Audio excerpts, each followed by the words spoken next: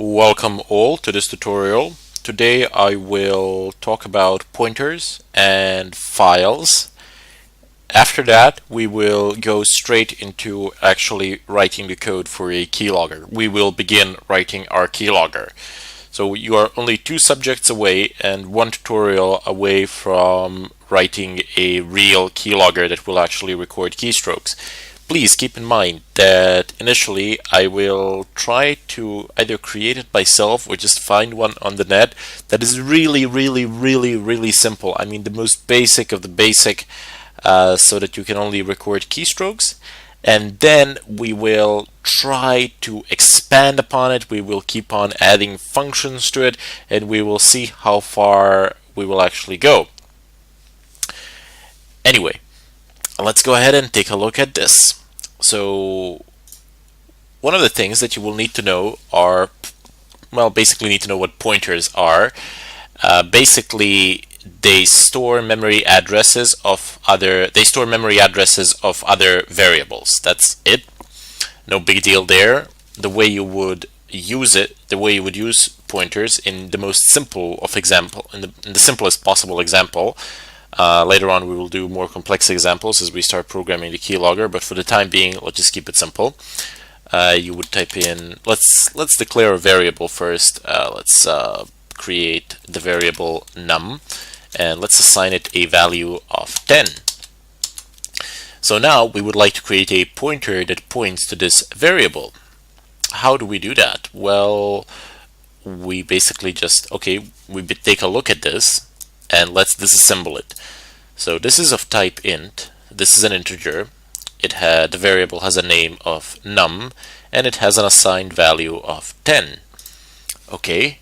In order to create a pointer that points to it, it needs to be of the same type. So int, and then we add an asterisk, and then we give it a name. So we can name it whatever we like, pretty much.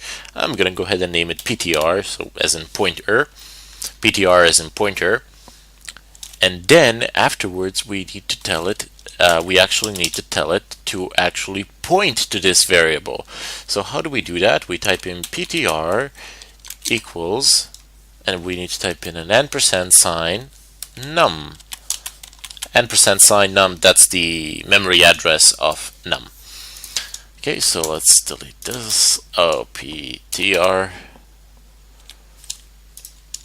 Let's do that like this.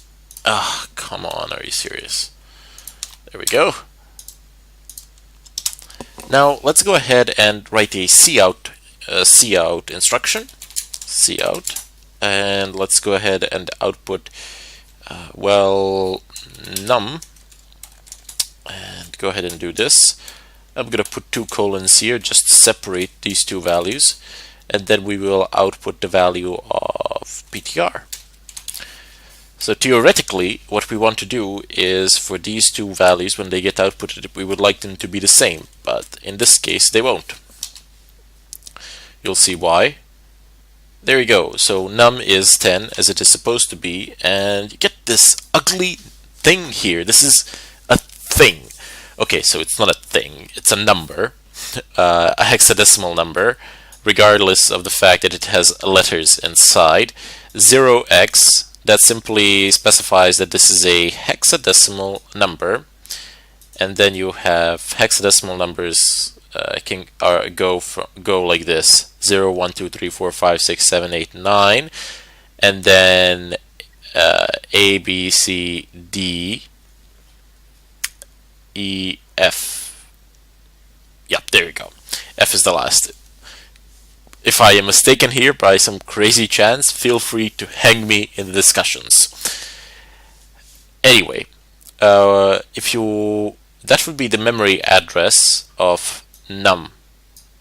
It's not particularly useful to us now, and it's definitely not useful to us when we read it like this. It's garbage, let's put it like that. It has its uses. But if we wanted to output the value of num, the assigned value of num, well, simple enough. Just type in an asterisk here, and let's go ahead and run it. Tick tock. There we go. So it's 10, and then you have colon, colon, then. Simple as that, no big deal. Now this is a very basic example. As I said, later on we will go through, we will see some other examples of how pointers are used, and hopefully as we go through the process of the creation of the keylogger, you will be able to solidify what you have learned thus far and learn a lot of new things. Okay, let's go ahead and delete this. And we don't really need this either for the time being. Let's go ahead and deal with files. Now, why do we need files? What on earth are we going to use them for? Well, if we're going to make a keylogger, we will definitely need to know how to use files, because hey, if you have a keylogger on somebody's system, you will be storing those particular files. Where will you store the keys? So where will you store the keys that are typed on the keyboard? Well, to a file. And if somebody presses, I don't know, ABCD, ABCD will be written to a file somewhere. You see how it stands to reason that we need to know how to actually write to a file using purely C++ and nothing else. This is a very simple process. It's not very complicated. It's very similar to cout and cin. All you need to do up here is type in include fstream so that we would be able to do this. And let's go ahead and deal with writing to a file first. We need to create an output stream. So type in of stream and we'll give it a name of write. That seems the most logical thing. You can write whatever you want here. I don't really care. So, write. And then let's go ahead and get quotation marks and go ahead and we need to specify the path. If you don't specify the path, it will be in your projects folder. So your projects folder is here. Basically, if you didn't change anything, it should be here. So if you click on local disk C, users, creator, well, obviously for you will have a different username. I'm just going to go ahead and click on mine. So just go ahead and click on the username of the user that you are using at the moment. Now go ahead and look for workspace. Go ahead and click on it and look for your project here. So our project is a keylogger and it will pop here. You see I already have it from my tests before. Let's go ahead and delete it as I don't need it. So it will be here. Just gonna minimize this. Anyway, so let's go ahead and write and specify our file path. So type in C:\\. Now backslash is an escape character used to escape the quotation marks. So you need to type in 2 backslashes if you want to see your backslash in the string that is printed out in this sentence, in this statement, whatever you wish to call it. So C:\\/ users, and then I'm going to do // again, creator, and this is where I would like to create this file in this particular folder. Just see. Okay, yeah, we will create it here. You need to pay attention. You gave it a path, and you need to make sure that you can actually write there. If you can't write anything there, you won't be able to create the file or anything of a kind. By the way, what we have written here is the equivalent of this. So this is how the system, this is how it will be for the system, because we have entered backslashes here so that the backslashes could be interpreted as such. As I stated, backslashes are escape characters, so if you need some character to escape these quotation marks and be interpreted as a command or something of a kind, then you would type in a backslash. Let me show you what I mean by that. Let's comment out this line just to make sure there are no confusions here. So if I type in cout and if I open up quotation marks and if I type in random text goes here in case you did not know. And if I type in a backslash here, and if I type in n, that stands for a new line. Backslash n is for a new line, so we're escaping it. And let's go ahead and add something else. Random text goes here in case you didn't know. In case you did. In case you did write something.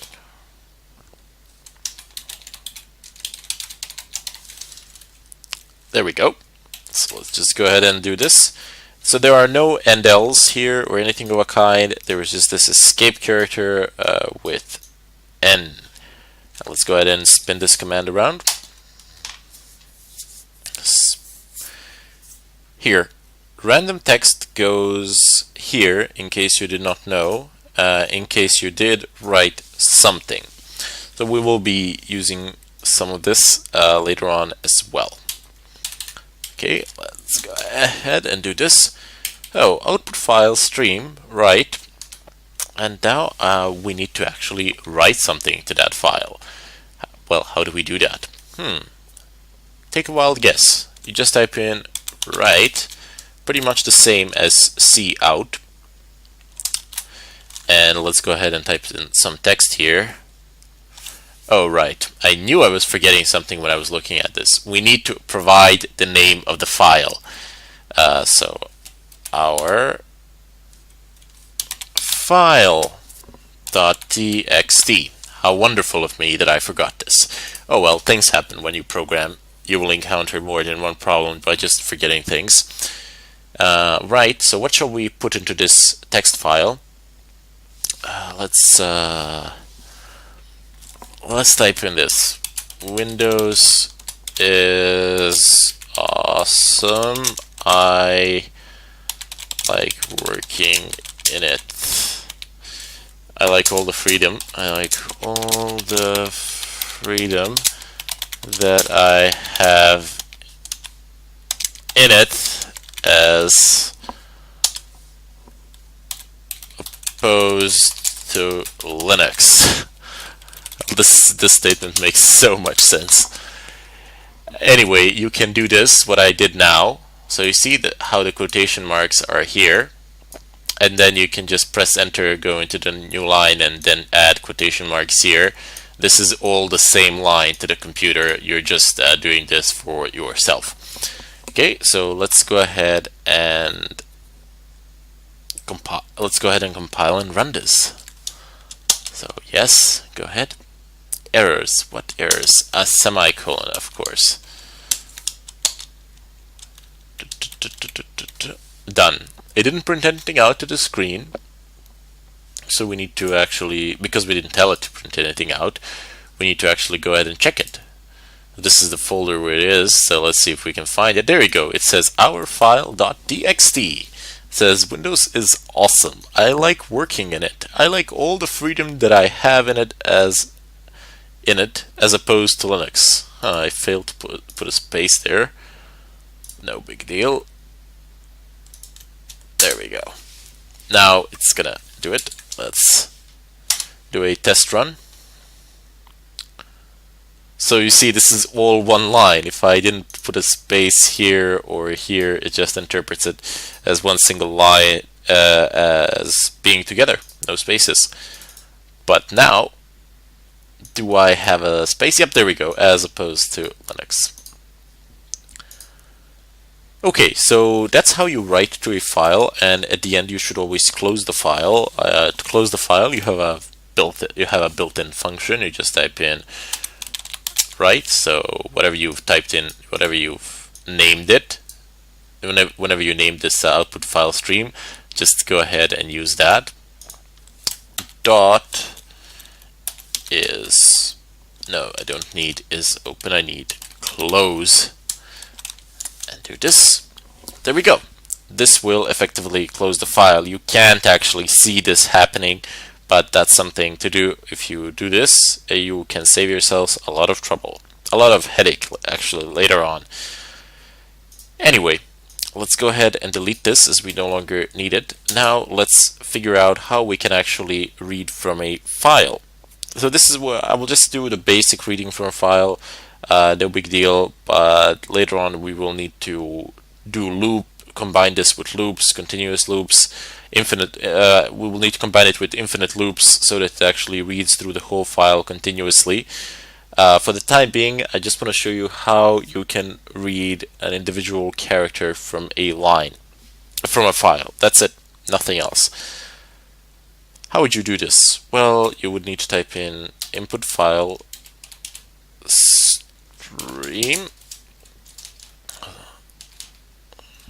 stream, and let's call it read. You can call it again with the name of your choice. Let's give it a path again. C users to our file.txt. There we go. And how do you read from this? Well, you need first of all you need a file. You need a variable in which to store it. So string x, and down below we will type in read greater than sign and read it into x, please. This will only read the first word into x. It will reach only until the first space comes along. And we will type in now C out. Okay, and X. Please output X. Let's go ahead and run this. Windows. So that was the first word and it interpreted. Nope. Where is it? You see, Windows is the first word, and then we have a space here. I will later on show you how you can read the whole file regardless of its length, regardless of how many spaces there are, regardless of the length, and so on and so forth. But it's not very complicated. You need to create a loop and know how to handle it. We will of course do this because we will need to read from a file and then write to a file as well for our keylogger, because that will be the place where our keylogger stores the information, and then we need to figure out what we want to do with that information, whether we want to send it somewhere or not. Usually we will decide to actually send it somewhere. Anyway, I am gonna bid you all farewell here until the next tutorial, and in the next tutorial we're actually going to start creating our first keylogger that will be really simple, really primitive, and we'll see how that works out, and then from that point on we can start adding some features as well. Anyway, goodbye.